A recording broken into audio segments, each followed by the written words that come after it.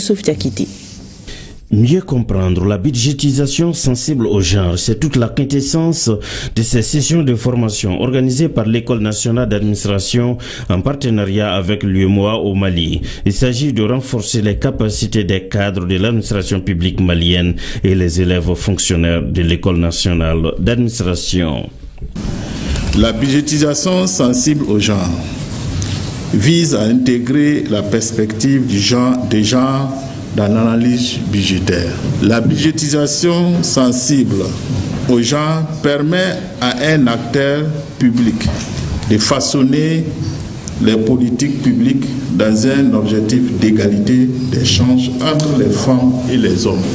C'est une activité qui se fait en collaboration avec la commission de l'UEMOA qui a inscrit dans son axe numéro 1 la mise en œuvre de cette budgétisation sensible au genre pour permettre la prise en compte des femmes dans les politiques publiques, mais principalement dans les finances publiques.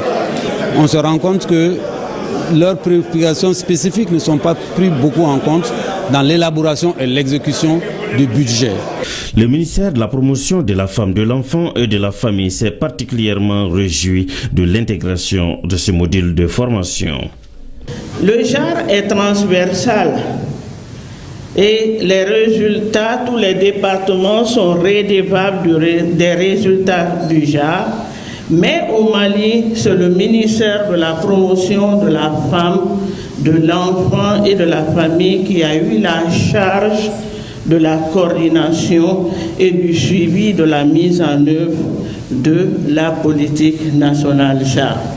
Et dans cette politique nationale genre, l'orientation 6 prône le genre comme mode de gouvernance. Et dans cette gouvernance, il est prévu vraiment la budgétisation, parce qu'on ne peut pas faire de planification sans budget. Donc, il est prévu une place importante pour la budgétisation sensible au genre.